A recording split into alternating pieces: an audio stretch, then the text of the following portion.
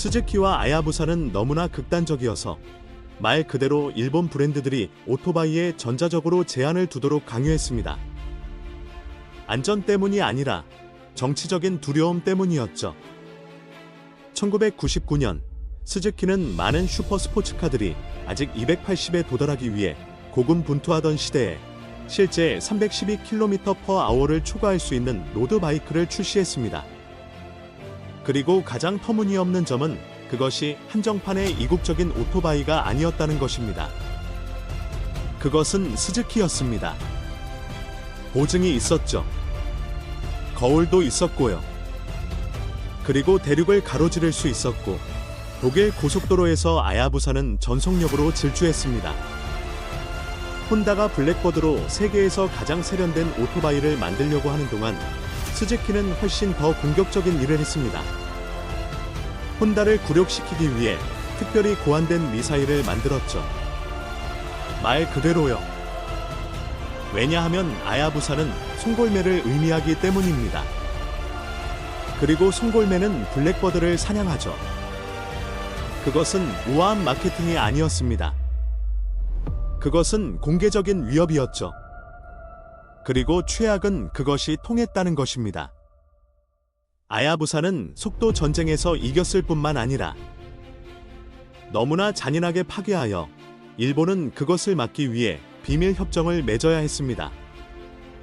현대 오토바이가 다시는 그렇게 야생적으로 느껴지지 않을 것이라고 생각한다면 300개 이상의 댓글을 달아주세요.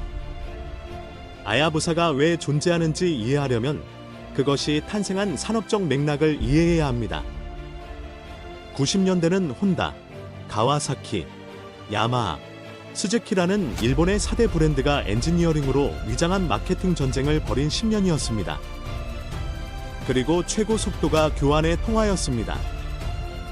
그 동기는 기술적이라기보다는 정치적이었습니다. 일본은 수출 확장의 한가운데에 있었습니다. 그리고 고성능 오토바이는 그 나라의 기술적 역량을 가장 잘 보여주는 상징 중 하나였습니다. 세계에서 가장 빠른 양산형 오토바이를 가진 브랜드가 되는 것은 글로벌 판매와 국가적 위신으로 직결되는 이미지 가치를 가졌습니다. 그래서 숫자가 그렇게 중요했습니다. 독일 고속도로에서 누군가가 시속 300km를 필요로 해서가 아니라 그 숫자가 전 세계 잡지의 표지에 실렸기 때문입니다. 혼다는 1996년 12월 1120 슈퍼 블랙버드로 기준을 세웠습니다. 약 287km/h에 검증된 속도, 부드럽고 세련된 엔진, 세심한 공기역학, 빠르고 신뢰할 수 있으며 우아했습니다. 혼다는 어떤 경쟁자도 사용성이나 제작 품질을 손상시키지 않고는 넘어설 수 없는 기준을 세웠다고 생각했습니다. 그러한 자신감은 이해할 만했습니다. 혼다는 수십 년 동안 직렬 사기통 기술을 지배해왔고 시장에 혼다보다 더 많은 엔지니어링 자원을 가진 곳은 없었습니다. 가와사키는 ZX-11로 응답했습니다. 공격적이고 각진 모습이었죠. 블랙버드보다 분명히 덜 세련되었지만 더 거친 특성을 가지고 있었고 그만의 시장이 있었습니다. 그리고 스즈키는 지켜보고 있었습니다. 그것이 중요합니다. 스즈키는 특정 이유로 이 전쟁에 늦게 참여했습니다. 왜냐하면 그들의 엔지니어들은 단순히 배기량을 늘리거나 밸브 타이밍을 조정하여 출력을 높이는 것만으로는 진정한 도약을 이룰 수 없다는 것을 다른 사람들보다 먼저 이해했기 때문입니다. 시속 280km 이상의 속도에서는 공기 저항이 기하급수적으로 증가합니다. 그 범위에서 물리학은 잔인합니다. 속도를 2배로 늘리려면 출력을 2배가 아니라 8배로 늘려야 합니다. 이는 시속 287에서 300km로 가는데 약간의 엔진 개선만으로는 부족했다는 의미입니다. 근본적으로 다른 방식으로 공기 문제를 해결해야 했습니다. 이것이 90년대 중반 스즈키 엔지니어링 팀이 도달한 결론이며 이것이 야부사를 이전의 모든 프로젝트와는 근본적으로 다른 프로젝트로 만든 이유입니다. 엔진을 설계하기 전에, 셋이 크기를 정하기 전에, 서스펜션 지오메트리를 선택하기 전에 스즈키는 공기역학 모델을 만들었습니다. 오토바이는 엔진 테스트 벤치가 아니라 풍동에서 시작되었습니다. 스즈키 엔지니어들은 공기역학 테스트 중에 오토바이 위에 실제 라이더들과 함께 작업했는데 시속 300km에서 인체의 자세가 어떤 마네킹도 정확하게 재현할 수 없는 방식으로 공기 흐름에 영향을 미친다는 것을 발견했기 때문입니다. 그 속도에서 라이더의 자연스러운 자세, 즉 연료 탱크 위로 몸을 숙이고 어깨를 낮추고 머리를 거의 앞유리에 기댄 자세는 귀, 어깨, 허리 주변에 매우 특정한 난류 영역을 만듭니다. 이 각 영역은 출력을 소모하고 불안정성을 유발합니다. 그래서 야부사의 연료 탱크는 라이더가 무릎을 안쪽으로 모으도록 강요했습니다. 당시의 슈퍼바이크들이 시각적으로 더 날카롭고 공격적으로 보이려고 경쟁하는 동안 스즈키는 정반대의 결론에 도달했습니다. 공기 저항이 가장 적은 형태는 가장 뾰족한 것이 아니라 전체 표면을 따라 층류를 가장 잘 관리하는 형태입니다. 물방울이 고전적인 예입니다. 야부사는 본질적으로 인간을 태우고 시속 300km로 이동하도록 설계된 거대한 물방울이었습니다. 1999년 야부사 엔진의 수치는 당시의 맥락에서 이해하기 어려웠습니다. 고성능 슈퍼바이크가 석힌용으로 600cm 또는 750cm를 사용하고 대형 세단용으로 1000cm를 사용하던 시기에 1299cm의 배기량, 혼다의 블랙버드가 약 164마력을, 가와사키의 ZX-11이 약 147마력을 생산하던 때의 173마력, 그리고 133Nm의 토크는 당시에는 고속도로를 공격하기 위해 고안된 오토바이가 아니라 미국 크루저와 연관되던 숫자였습니다. 그러나 순수한 출력 수치는 이 엔진이 무엇이 달랐는지 설명하지 못합니다. 이 엔진을 다르게 만든 것은 바로 그 출력 전달 곡선이었습니다. 그 시대의 대부분의 대형 고성능 직렬 사기통 엔진은 매우 뚜렷한 특성을 가지고 있었는데 저속 및 중속 범위에서는 비교적 부드럽고 8000 또는 9000분당 회전수 이상에서는 극도로 공격적이었습니다. 이는 서킷에서는 흥미로웠지만 대부분의 시간을 그 RPM 이하에서 주행하는 일상적인 사용에서는 복잡했습니다. 또한 이러한 이중적인 특성에 익숙하지 않은 라이더들에게는 다루기 더 어려웠습니다. 스즈키는 다른 철학으로 야부사의 엔진을 만들었습니다. 슈퍼바이크 기준으로 큰 1299cm의 배기량은 비교적 낮은 RPM에서도 많은 토크를 생성할 수 있게 했습니다. 이는 오토바이가 도시나 일반 도로에서 다루기 쉽고 예측 가능했다는 것을 의미합니다. 라이더가 출력을 얻기 위해 엔진을 좁은 범위에 유지할 필요가 없는 선형적인 반응을 보였죠. 그리고 5단 또는 6단에서 스로틀을 완전히 열면 엔진은 1999년에는 양산형 오토바이에서 전례가 없던 속도까지 계속해서 밀어붙였습니다. 스즈키는 큰 질량의 크랭크샤프트와 내부 밸런싱 시스템을 사용하여 오토바이가 가장 많이 작동하는 속도 범위, 즉 시속 180에서 310km 사이에서 진동을 극적으로 줄였습니다. 그 결과는 많은 라이더들이 1999년 테스트에서 묘사했고 전체 오토바이에서 가장 불안정한 세부사항으로 밝혀졌습니다. 시속 280km에서 야부사는 시속 180km의 많은 일반 오토바이보다 더 부드럽고 제어하기 쉬웠습니다. 그것은 우연이 아니었습니다. 1998년 말과 1999년 초에 기자들이 야부사를 언론 시승회에서 테스트했을 때 혼다에 전달된 보고서는 단순히 스즈키가 더 빠른 오토바이를 만들었다는 것이 아니었습니다. 그것은 스즈키가 블랙버드가 더 이상 경쟁할 수 없는 속도 범위의 오토바이를 만들었다는 것이었습니다. 몇 킬로미터 차이가 아니라 직접적인 비교를 당황스럽게 만드는 차이였습니다. 혼다가 통제 가능하다고 믿었던 속도, 전쟁은 어떤 회사도 공개적으로 편안하게 방어할 수 없는 수준으로 확대되었습니다. 2000년 일본 제조업체들 간의 옌테 멘사 협정은 오토바이 산업 역사상 가장 매혹적이고 덜 문서화된 에피소드 중 하나입니다. 효과적이었기 때문에 매혹적입니다. 어느 당사자도 자세히 설명할 관심이 없었기 때문에 덜 문서화되었습니다. 이 협정은 공식적인 의미에서 결코 공개되지 않았습니다. 공동 보도 자료도 없었고 공증인 앞에서 서명도 없었으며 혼다, 가와사키, 야마하, 스즈키가 오토바이를 전자적으로 제한하기로 결정했다고 발표하는 공식적인 공동 성명도 없었습니다. 있었던 것은 일본 제조업체 협회들 간의 대화였고 공공도로에서의 속도 논쟁에 대해 우려하는 유럽 기관들의 외부 압력과 신모델에 조용히 구현된 조정된 결정이었습니다.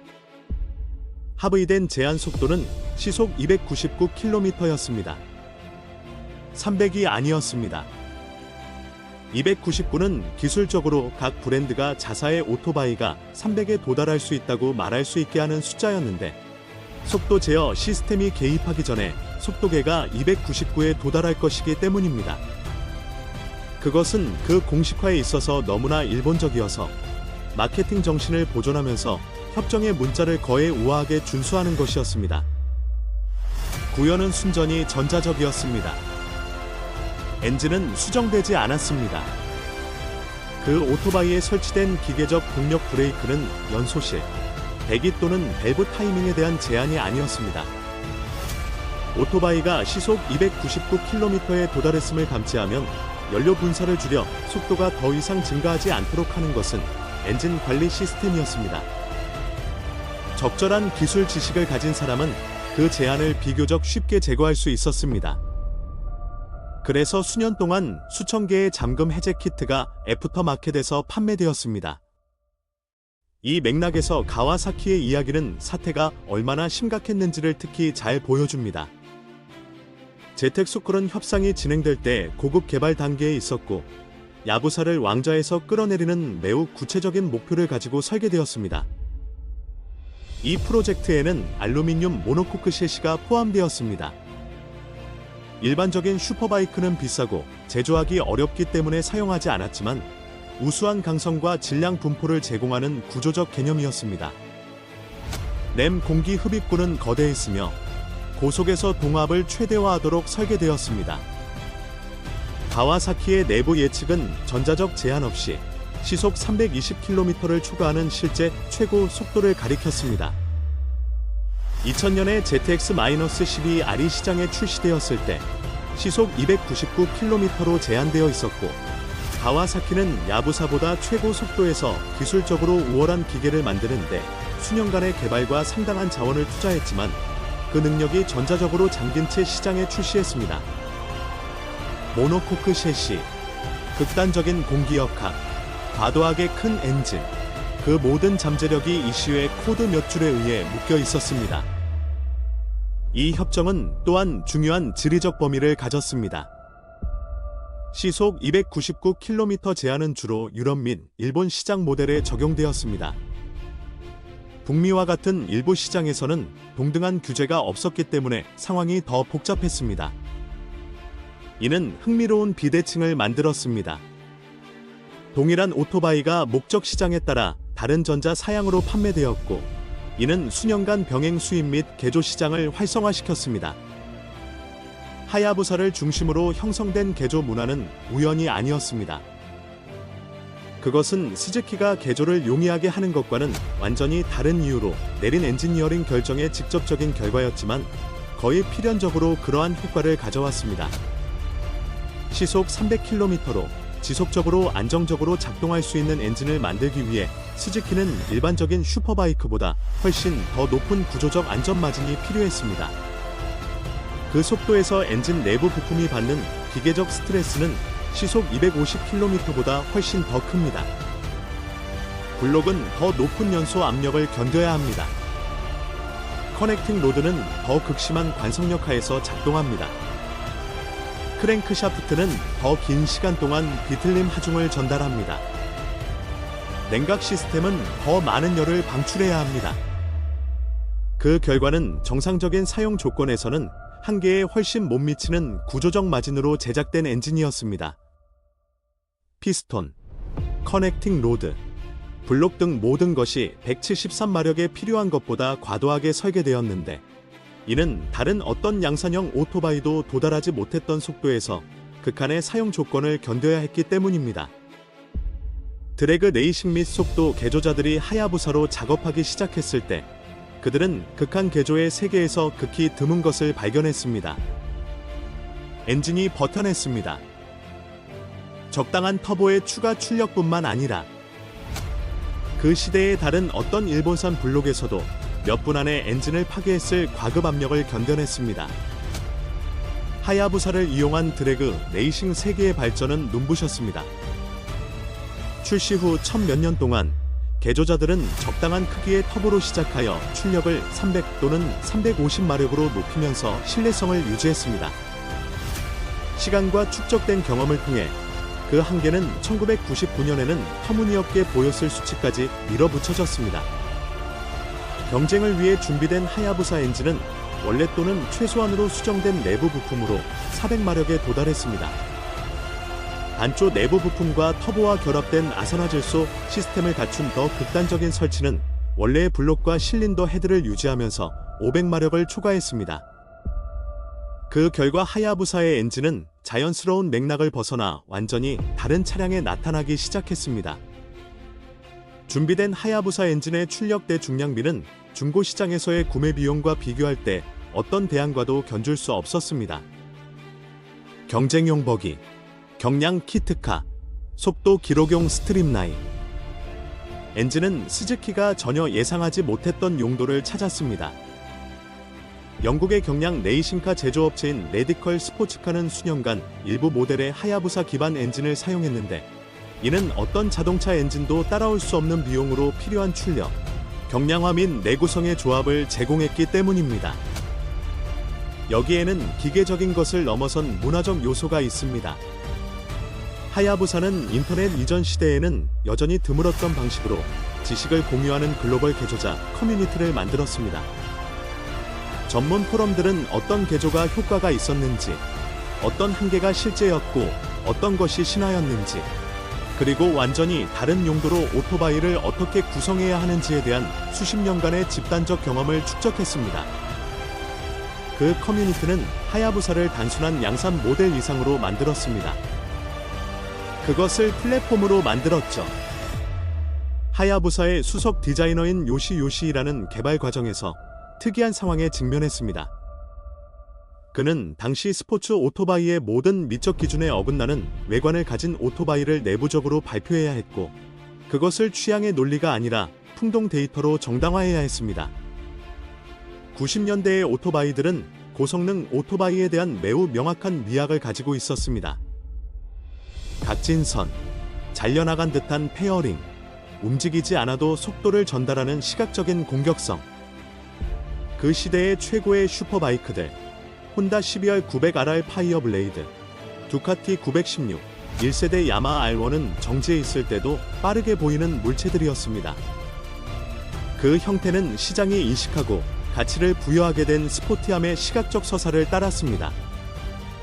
하야부사는 그 어떤 범주에도 속하지 않았습니다. 넓었습니다. 둥그렇습니다. 일반적인 슈퍼바이크에 비해 전면부가 컸습니다. 전체적인 실루엣은 경쟁용 기계라기보다는 수생동물에 가까운 유기적인 느낌을 주었습니다. 스즈키 내부에서 첫 스케치들이 유통되었을 때 저항은 실제였습니다. 요시이라는 모든 결정을 동일한 정당화로 방어했습니다. 풍동 데이터였죠. 큰 전면부는 램 공기 흡입구에 충분한 공기 흡입 표면이 필요했기 때문이었고, 둥근 형태가 더 좁고 공격적인 프로필보다 층류를 더 효율적으로 관리했기 때문에 존재했습니다. 전체적인 실루엣은 중요한 속도 범위에서 공기 저항을 최소화했습니다. 크고 매우 기울어진 아뷰리는 미학적으로는 일반적이지 않았지만 시속 250km 이상에서 라이더를 직접적인 공기역학적 하중으로부터 보호하는 저압 공기 방울을 만들었습니다. 라이더를 공기 흐름에 노출시키는 대신 공기 흐름 안에 감싸는 개념은 양산형 오토바이에서는 진정으로 참신한 것이었습니다.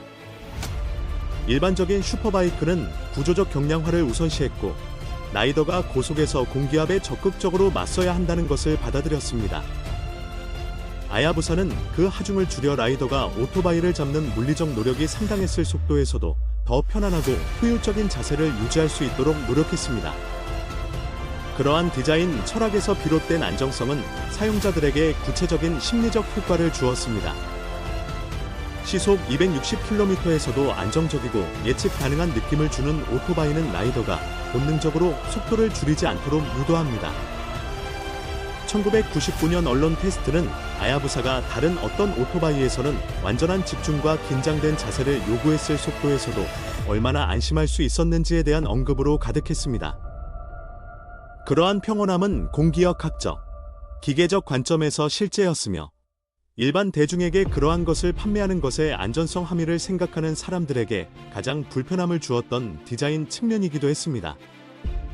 시간이 지나면서 아야부사에 대한 미적 의견은 처음에는 이상하게 여겨지는 기능적 디자인에 대해 흔히 일어나는 일을 정확히 따랐고 역전되었습니다. 1999년에는 못생겼던 것이 상징적인 것이 되었습니다. 그 실루엣은 전 세계적으로 인식 가능해졌습니다. 이후 세대의 오토바이들은 원래 디자인의 근본적인 특징들을 유지했는데 이는 스즈키가 그것들을 더 전통적인 미학으로 현대화하려고 시도하는 것이 오토바이 정체성의 일부를 파괴할 것이라고 이해했기 때문입니다.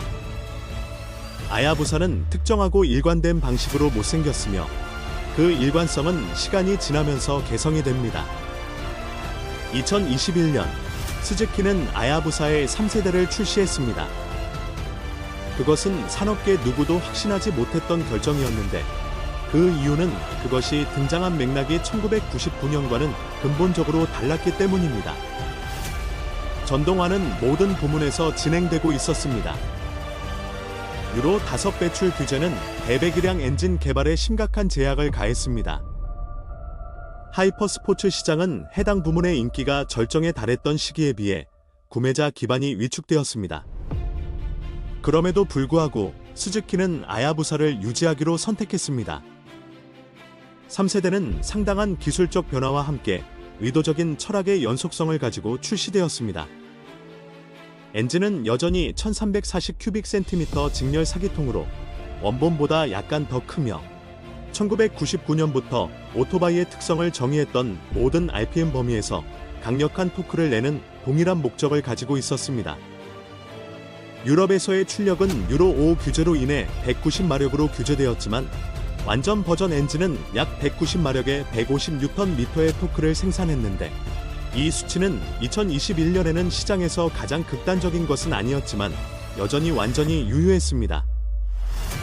완전히 현대적이었던 것은 전자장치였습니다. 6축 IMU는 1999년에는 어떤 양산형 오토바이에도 존재하지 않았던 일련의 시스템을 관리했습니다. 기울기 각도 감지 트랙션 컨트롤, 런치 컨트롤, 윌리 컨트롤, 코너링 ABS 및 여러 선택 가능한 엔진 램. 항상 그랬던 것과 같은 강력한 엔진이었지만 이제는 1340cm를 원래 버전이 제어하기 위해 상당한 기술을 요구했을 조건에서도 다루기 쉽게 만드는 전자지능의 층이 더해졌습니다. 이 두 현실 사이의 긴장감이 현대 야부사를 흥미롭게 만듭니다. 모든 전자장치 아래에는 전 세계 거의 모든 국가에서 불법적인 속도로 대륙을 횡단하도록 설계된 오토바이가 존재합니다. 전자장치는 그것을 더 접근하기 쉽고 더 안전하며 다양한 사용 스타일에 더 잘 적응할 수 있게 만들었습니다. 그러나 그것의 근본적인 본질은 변하지 않았습니다. 지구상의 어떤 공공도로에서도 실용적인 용도가 없는 출력과 토크를 가진 기계, 그것을 만들 기술이 있었고 그것을 소유하고 싶어하는 사람들의 시장이 있었기 때문에 만들어진 것입니다.